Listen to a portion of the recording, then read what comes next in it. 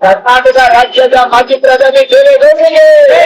ರಾಜ್ಯ ಮತ್ತೆ ರಾಷ್ಟ್ರ ಕಂಡ ಅಪರೂಪದ ವ್ಯಕ್ತಿತ್ವ ಇರುವಂತಹ ಶ್ರೀಮಾನ್ ರೈತರ ಮಗ, ಮಣ್ಣಿನ ಮಗ, ಬಹಳ ವಿಶೇಷವಾಗಿ ಹಿಂದುಳಿದವರೆಗೂ, ಅಲ್ಪಸಂಖ್ಯಾತರು ಮತ್ತೆ ಕೆಲವು ಮರದಿಂದ ಹೋರಾಟ ಮಾಡಿ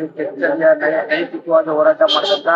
ಶ್ರೀಮಾನ್ ಮಾಜಿ ಪ್ರಧಾನಿ ಎಚ್ ಡಿ ದೇವೇಗೌಡರ ಹುಟ್ಟುಹಬ್ಬವನ್ನ ನಮ್ಮ ಆರ್ವಿ ಸಂಸ್ಥೆ ಮತ್ತೆ ವಿಕ್ರಮ್ ಸ್ನೇಹಿತರು ಇವತ್ತು ಮೂರನೇ ಗಣಪತಿ ಮುಖಾಂತರ ಸಿಎಂಚ ಮುಖಾಂತರ ಹುಟ್ಟುಹಬ್ಬವನ್ನ ನಂತರ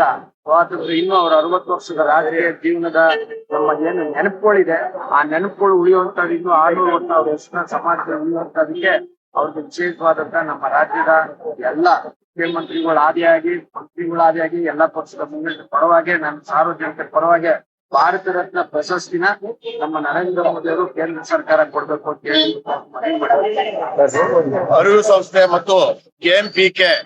ವಿಕ್ರಮ್ ಅಯ್ಯಂಗಾರ್ ಅವರ ನೇತೃತ್ವದಲ್ಲಿ ಇಂದು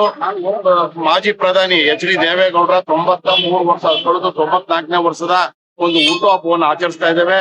ನಾನು ಕೆ.ಬಿ. ಲಿಂಗರಾಜು, ಅಧ್ಯಕ್ಷರು, ಮೈಸೂರು ವಾಣಿಜ್ಯ ಮತ್ತು ಕೈಗಾರಿಕಾ ಸಂಸ್ಥೆಯ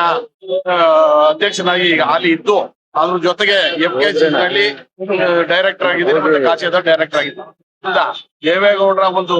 ನೆರಳಿನಲ್ಲೇ ರಾಜಕೀಯ ಮಾಡ್ಕೊಂಡು ಬಂದವರು.